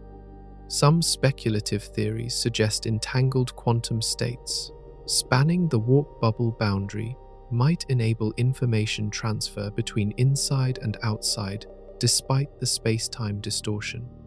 Others propose using entanglement to coordinate quantum vacuum manipulations across large volumes, creating coherent warp fields. These ideas remain highly speculative, bordering on science fiction. But quantum mechanics has repeatedly proven that reality operates on stranger principles than common sense suggests. Dismissing ideas just because they sound impossible has historically been a mistake when dealing with quantum phenomena. The transition from classical to quantum thinking represents a philosophical shift as much as a scientific one. We must accept that the universe fundamentally operates according to probabilistic rules we cannot visualize intuitively. Warp drives force us deeper into this quantum realm, where ghost particles and uncertain properties somehow conspire to create macroscopic effects. Learning to engineer quantum phenomena with the same confidence we engineer classical mechanics could take decades or centuries. But the potential rewards include not just warp drives, but entirely new technologies based on manipulating reality's quantum substrate. We stand at the threshold of a new physics era, and the key might already exist, hidden in the darkest parts of the universe. Dark energy remains one of physics' deepest mysteries. Observations show the universe's expansion is accelerating, driven by some unknown energy that permeates all of space. This dark energy comprises 70% of everything that exists, yet we cannot detect it directly, do not know what it is, and have only the vaguest ideas about its properties. What we do know is intriguing. Dark energy exhibits negative pressure, pushing space apart rather than pulling it together like normal matter and energy. This negative pressure property resembles exactly what warp drives need to function. If dark energy could be locally concentrated or manipulated, it might provide the exotic fuel that makes warp bubbles possible without requiring impossible materials. The idea sounds like magic, but consider this: dark energy already exists everywhere. You are swimming in it right now. Every cubic meter of empty space contains a small amount of dark energy. The universe has thoughtfully provided an infinite fuel source with precisely the exotic properties warp drives require. We just need to learn how to mine it. Current physics cannot explain where dark energy comes from or what gives it negative pressure. Leading theories suggest it might be a property of space-time itself, a cosmological constant that represents vacuum energy density. Other ideas propose it is a dynamic quantum field slowly evolving over cosmic time. Nobody knows for certain. This ignorance makes manipulation seem impossibly distant, How do you control something you do not understand? Yet history shows humans often harnessed phenomena before fully understanding them. Ancient people used fire for millennia before learning about oxidation chemistry. Farmers bred crops for 10,000 years before discovering genetics. Practical application can precede complete theoretical understanding. What if warp bubble generation accidentally taps into dark energy? The space-time distortions created by warp fields might naturally draw on the dark energy permeating that region. The bubble could be fueled by the same mysterious force accelerating the universe's expansion. This would elegantly solve the exotic matter problem by using energy that already exists rather than generating it artificially. Some theoretical models explore whether warp bubbles create regions where dark energy concentrates or behaves differently. The intense space-time curvature at bubble boundaries might alter how dark energy manifests locally. If you could create conditions where dark energy temporarily exhibits even stronger negative pressure, that amplification might generate the warp effect. Quantum vacuum energy, which powers the Casimir effect, might actually be related to dark energy. Both involve energy densities in apparently empty space. Both exhibit properties that classical physics did not predict. Understanding one might illuminate the other. If Casimir-style vacuum manipulation can scale up to useful sizes, we might simultaneously be learning to manipulate dark energy. The biggest challenge is detection. We know dark energy exists because we measure its effects on cosmic expansion, but detecting it locally is impossible with current instruments. It is like trying to measure tiny currents while standing in the ocean. The local fluctuations are swamped by cosmic-scale averages. Developing sensors capable of measuring dark energy density variations in laboratory settings remains a massive technical hurdle. Some researchers propose looking for dark energy signatures in gravitational wave data. Just as warp bubbles should create distinctive gravitational waves, dark energy fluctuations might produce their own patterns. Advanced detectors coming online over the next decade might achieve the sensitivity needed to measure these effects. If we could map dark energy distributions precisely, we might discover natural concentrations or voids that reveal manipulation techniques.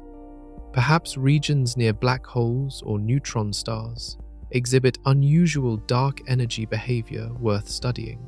The universe might have already demonstrated dark energy manipulation in extreme environments.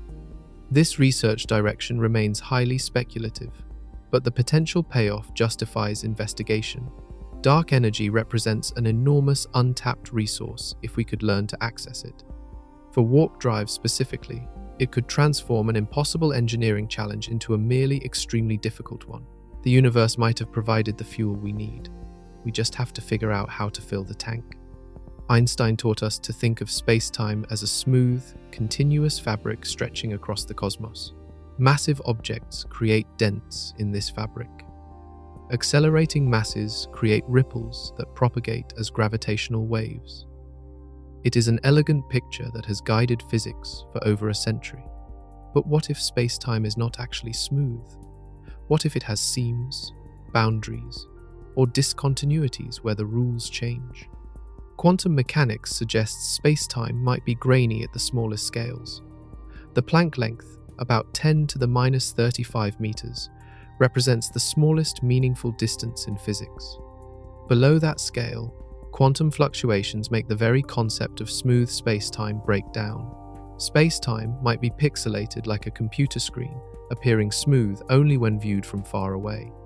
These quantum grains of space-time could represent seams in the fabric, locations where manipulation might be easier or different effects occur. If warp drives require tearing or stitching space-time, finding natural seams where the fabric is already weakest makes sense.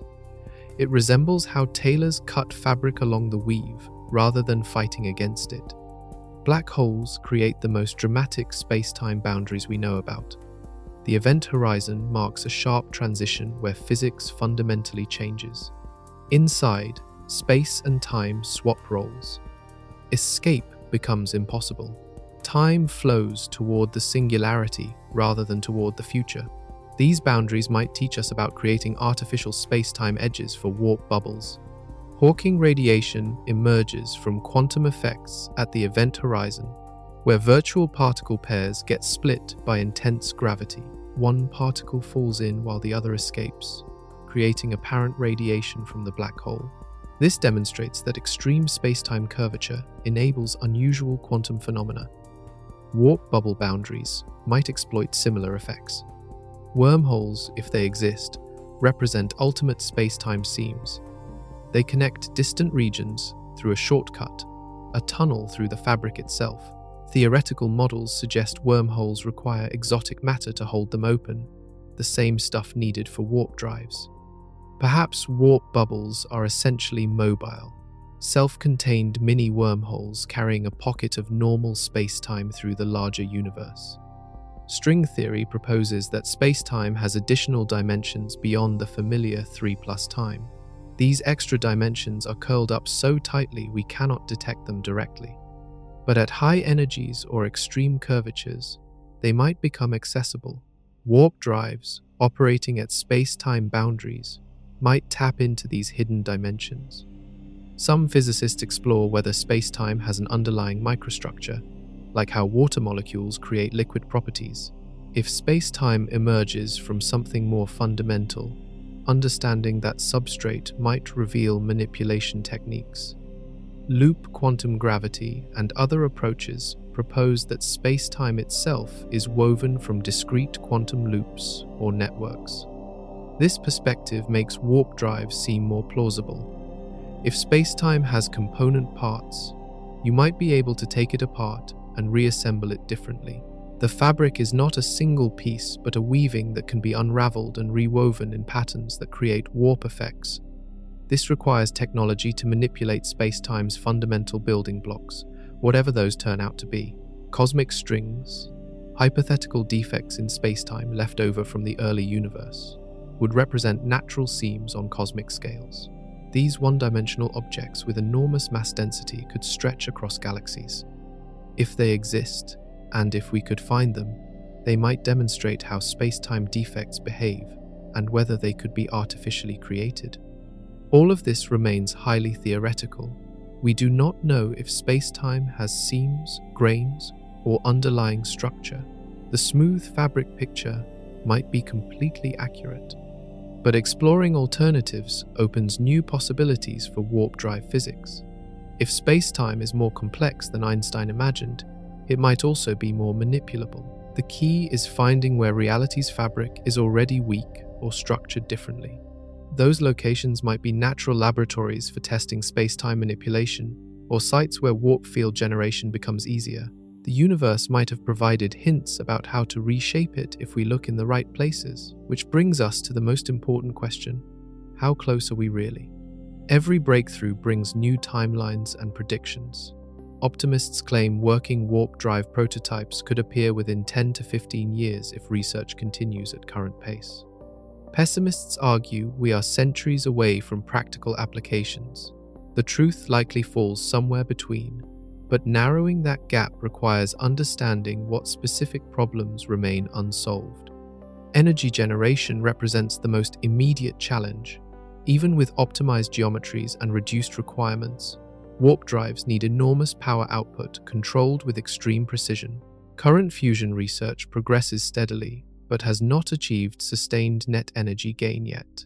Antimatter production remains painfully slow and expensive. Dark energy manipulation exists only in theoretical papers. Creating negative energy density at useful scales presents an even harder problem. White's team detected nanoscale warp geometry, but scaling up by a factor of 10 billion seems impossibly difficult. The Casimir effect weakens rapidly with distance.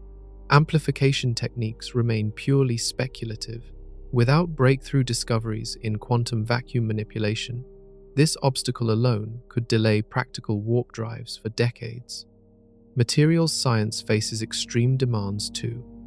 Any spacecraft surrounded by intense warp fields would experience stresses and radiation unlike anything current materials can withstand.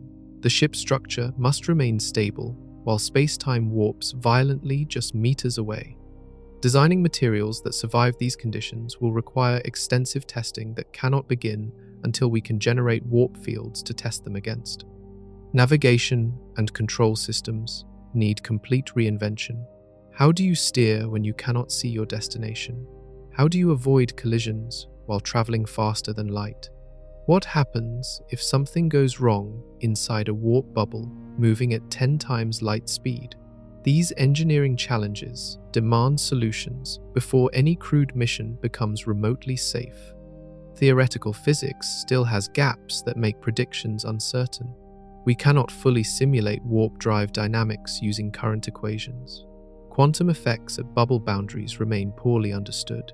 Whether dark energy actually helps or creates new problems is unknown. Each of these uncertainties could hide show-stopping issues that only emerge during actual construction attempts. International cooperation would accelerate progress but remains unlikely given national security concerns. If breakthrough occurs at a classified facility, commercial applications might lag years or decades behind military ones. The first warp drive might be a secret military project that public science does not learn about until much later. Funding levels matter enormously. Current warp drive research operates on budgets measuring millions annually across all programs worldwide. Fusion research receives billions. The Manhattan Project spent $27 billion in today's money over 4 years. Apollo consumed $150 billion. If humanity committed those resources to warp drives, 10-year timelines might be achievable. Without that commitment, progress will crawl. Some researchers privately admit that a single critical breakthrough could change everything overnight. If someone discovers how to generate scalable negative energy density, or learns to manipulate dark energy, or finds some completely unexpected space-time manipulation technique, the entire timeline collapses. We could go from barely able to measure nanoscale effects to building test vehicles within a few years. History shows technological revolutions often happen faster than experts predict once key enabling discoveries occur. Powered flight went from barely possible to routine in 2 decades. Nuclear energy became practical within 5 years of theoretical understanding. Computers shrunk from room-sized to pocket-sized in 30 years. The right breakthrough triggers explosive progress. Conversely, some challenges prove harder than anticipated. Fusion power has been 30 years away for over 60 years. Quantum computing took decades longer than early optimists predicted. Some technological barriers persist stubbornly despite massive investment and brilliant minds attacking them.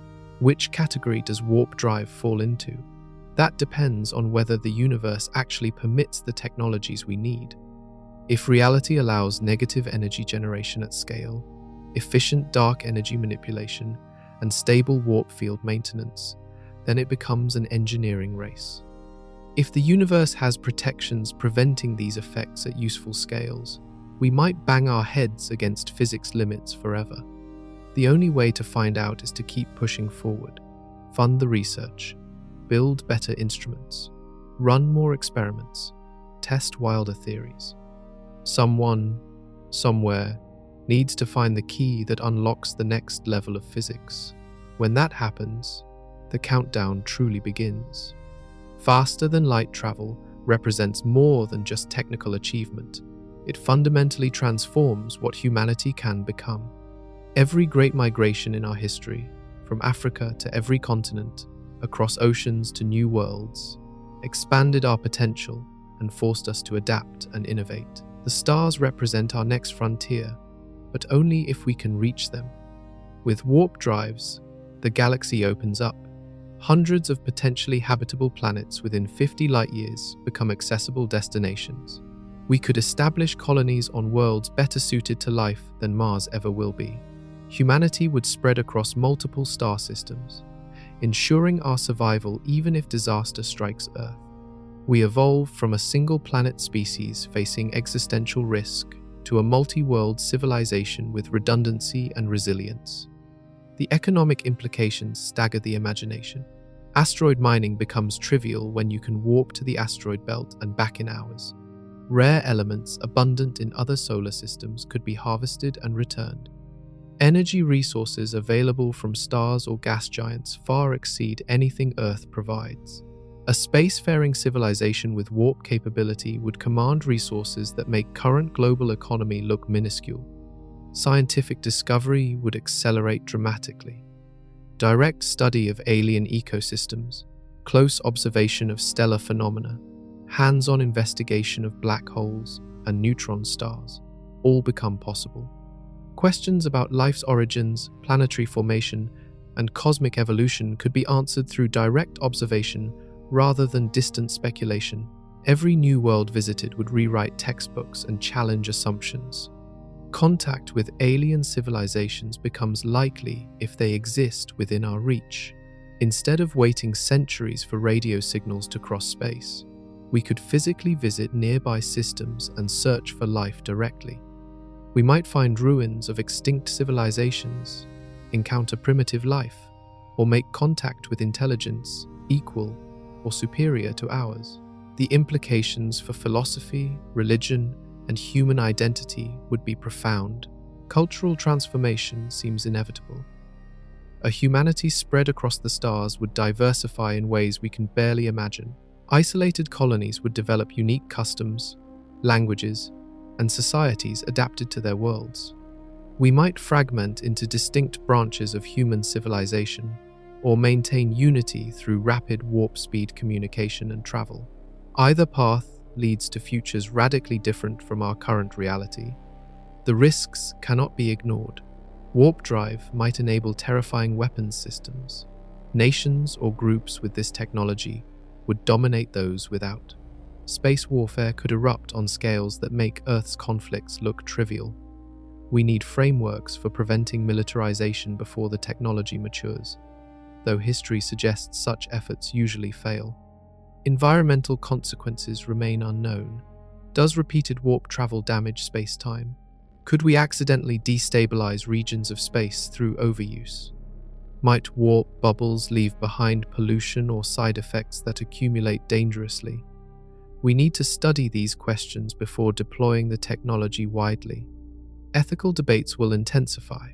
Who gets access to warp ships? How do we prevent exploitation of newly discovered worlds? If we find primitive life, do we have obligations not to interfere? What rights do future colonists have regarding independence from Earth? These questions have no easy answers, but demand consideration before crises force hasty decisions. The psychological impact might be most profound. Knowing we can reach the stars changes how humans think about our place in the cosmos. We stop being imprisoned on a fragile planet and become truly free to explore. The expansion of possibility space for human achievement and experience could inspire generations, just as the Apollo program inspired millions despite its limited practical benefits. This moment in history, right now as researchers inch toward functional warp drive physics, might be looked back upon as the pivot point where humanity's future trajectory shifted permanently. Either we solve this challenge and become a stellar civilization, or we remain confined to our solar neighborhood perhaps forever. The choice is not really ours. We can fund research and push boundaries, but the universe decides whether the physics allows what we need. Reality might simply not permit warp drives, no matter how cleverly we try. Or it might have already provided everything necessary, waiting for us to figure out the combination that unlocks it. Either way, the attempt itself matters. Pushing against the boundaries of possible expands human knowledge and capability, even if we never achieve the primary goal. The technologies developed while pursuing warp drives will spin off applications benefiting humanity regardless. We learn by trying to do impossible things. The scientists working in laboratories today, measuring nanoscale distortions and running quantum simulations, are trailblazers exploring physics frontiers that might not pay off for decades. They work on timescales longer than careers, pursuing knowledge that may only benefit future generations. That kind of thinking built everything great our civilization has achieved. Someone reading this might be the person who solves it. Maybe you are the engineer who designs the first scalable negative energy generator, or the physicist who cracks dark energy manipulation. or the programmer who writes the code enabling real-time warp field control. The breakthrough could come from anywhere, from anyone with curiosity and determination. The universe is incomprehensibly vast. Light from the edge of the observable cosmos has been traveling toward us for over 13 billion years, and will never arrive because space expands faster than light can cross it. We exist in a tiny bubble of causally connected space, able to interact only with the limited region where light has had time to reach since the Big Bang. Warp drives would not change those cosmic limits. Even at 1,000 times light speed, the observable universe would take millions of years to cross. But they would transform what is practically achievable for human civilization operating on human timescales. The nearby galaxy, containing billions of worlds, would finally be accessible. That is the prize we are chasing. Not infinite reach or godlike power, but simply the ability to explore our cosmic neighborhood within lifetimes rather than millennia. We want to visit a few dozen nearby stars, investigate planets that telescopes show look promising, and establish humanity among the stars while Earth remains our home. The race toward 10 times light speed is not just about science or engineering or national prestige. It is about whether humanity has a future among the stars or remains forever confined to this single planet, watching the cosmos from a distance we can never cross. That future is being written in laboratories right now. The next chapter of human history is taking shape one equation, one experiment, one breakthrough at a time, and it might arrive sooner than any of us expect.